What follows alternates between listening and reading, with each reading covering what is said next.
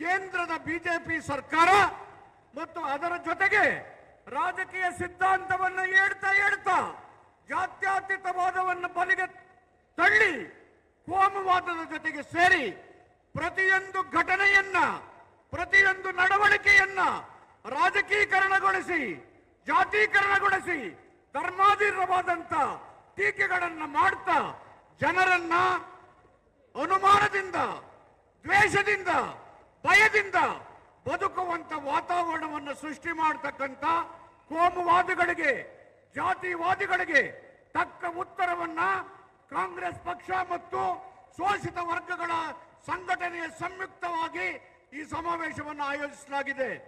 ಬಂಧುಗಳೇ, ದೇಶದ ನಡವಳಿಕೆಯನ್ನು ನೋಡಿದಾಗ ಸಂವಿಧಾನಬದ್ಧವಾಗಿ ರಚನೆಯಾದಂತ ಇನ್ಕಮ್ ಟ್ಯಾಕ್ಸ್, ಇಡಿ, ಸಿಬಿಐ, ಸಿಬಿಸಿ ಈ ಎಲ್ಲ ಸಂಸ್ಥೆಗಳು ಕೇಂದ್ರದ ರಾಜಕೀಯ ದಾಳವಾಗಿ ವಿರೋಧ ಪಕ್ಷಗಳನ್ನ ದುರ್ಬಲಗೊಳಿಸಿ ಚುನಾಯಿತ ಸರ್ಕಾರಗಳನ್ನು ಅಸ್ಥಿರಗೊಳಿಸಿ ಸುಳ್ಳನ್ನು ಸತ್ಯ ಮಾಡತಕ್ಕಂತ ವಿರೋಧ ಪಕ್ಷಗಳ ನಡೆಯನ್ನು ಖಂಡಿಸಿ ಈ ಸಮಾವೇಶವನ್ನು ಸಂಘಟಿಸಲಾಗಿದೆ.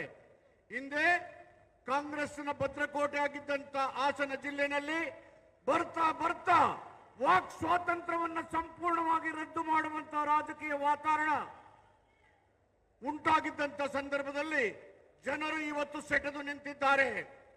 ರಾಜ್ಯಾದ್ಯಂತ ಸಂಘಟನಾತ್ಮಕ ಹೋರಾಟಗಳ ಮೂಲಕ ಸ್ವಾತಂತ್ರ್ಯವನ್ನು ತಂದುಕೊಟ್ಟಂತಹ ಕಾಂಗ್ರೆಸ್ ಒಂದು ಚಳವಳಿಯಾಗಿ ಈ ದೇಶಕ್ಕೆ ಸ್ವಾತಂತ್ರ್ಯವನ್ನು ಕೊಟ್ಟು ವಸಾಹತು ಸಾಮ್ರಾಜ್ಯಶಾಹಿ ಆಡಳಿತವನ್ನು ವಿರೋಧಿಸಿ ಪ್ರಜಾಪ್ರಭುತ್ವದ ಸರ್ಕಾರವನ್ನು ರಚನೆ ಮಾಡಿ ಜನರಿಂದ ಜನರಿಗಾಗಿ ಜನರಿಗೋಸ್ಕರ ನಡೀತಕ್ಕಂಥ ಬಾಬಾ ಸಾಹೇಬ್ ಅಂಬೇಡ್ಕರ್ ಕೊಟ್ಟಂತಹ ಸಂವಿಧಾನದ ನಿರ್ದೇಶನ ತತ್ವಗಳನ್ನು ಜಾರಿ ಮಾಡಬೇಕು ಅಂತ ಹೇಳಿ ದೇಶದ ಇತಿಹಾಸದಲ್ಲೇ ಕರ್ನಾಟಕದಲ್ಲಿ ಸಿದ್ದರಾಮಯ್ಯನ ನೇತೃತ್ವದ ಕಾಂಗ್ರೆಸ್ ಸರ್ಕಾರ ಸಂವಿಧಾನ ಜಾಗೃತಿ ಜಾಥಾವನ್ನ ಪ್ರಜಾಪ್ರಭುತ್ವ ಮಾನವ ಸರಪಳಿಯನ್ನ ಶಾಲಾ ಕಾಲೇಜು ವಿಶ್ವವಿದ್ಯಾಲಯಗಳಲ್ಲಿ ಸಂವಿಧಾನ ಪೀಠಿಕೆಯನ್ನ ಓದಿಸಿ ಅದರ ಮುಖಾಂತರ ಜಾಗೃತಿಯನ್ನ ಮತ್ತೊಮ್ಮೆ ಸ್ವಾತಂತ್ರ್ಯ ಚಳುವಳಿ ಮಾಡತಕ್ಕಂಥ ಪ್ರಯತ್ನವನ್ನ ಕರ್ನಾಟಕದ ಕಾಂಗ್ರೆಸ್ ಸರ್ಕಾರ ದೇಶದ ಕಾಂಗ್ರೆಸ್ ಪಕ್ಷ ಮಾಡುವುದರ ಮುಖಾಂತರ ಸಿದ್ದರಾಮಯ್ಯನವರು ಕಾಂಗ್ರೆಸ್ನ ಮುಖ್ಯಮಂತ್ರಿಯಾಗಿ ದೇಶದಲ್ಲಿ ಒಬ್ಬ ಶ್ರೇಷ್ಠ ಮುಕ್ತಿ ಅಂತ ಆಡಳಿತ ಮಾಡತಕ್ಕಂಥ ಸಿದ್ದರಾಮಯ್ಯನವರ ಮೇಲೆ ವ್ಯಕ್ತಿತ್ವಕ್ಕೆ ಧಕ್ಕೆ ತಂದು ಚುನಾಯಿತ ಸರ್ಕಾರವನ್ನು ಬಿಡಮೇಲು ಮಾಡತಕ್ಕಂಥ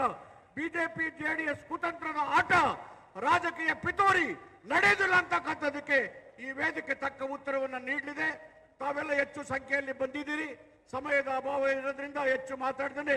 ಚಾಮರಾಜನಗರ, ಮೈಸೂರು ಜಿಲ್ಲೆ, ಕೂರ್ಗ್, ಮಂಡ್ಯ, ಹಾಸನ್, ಚಿಕ್ಕಮಗಳೂರು ಮತ್ತು ರಾಜ್ಯದ ಉದ್ದಗಲಕದಿಂದ ಸಂಘಟನೆಗಳು ಮತ್ತು ಪಕ್ಷದ ಮುಖಂಡರೆಲ್ಲ ಭಾಗವಹಿಸಿ ತಾವೆಲ್ಲ ಬಂದು ಯಶಸ್ವಿ ಮಾಡಿದರೆ ತಮ್ಮೆಲ್ಲರಿಗೂ ಧನ್ಯವಾದಗಳನ್ನು ಹೇಳಿ ನನ್ನ ಮಾತನ್ನು ಮುಕ್ತಾಯ ಮಾಡ್ತೇನೆ. ಧನ್ಯವಾದಗಳು.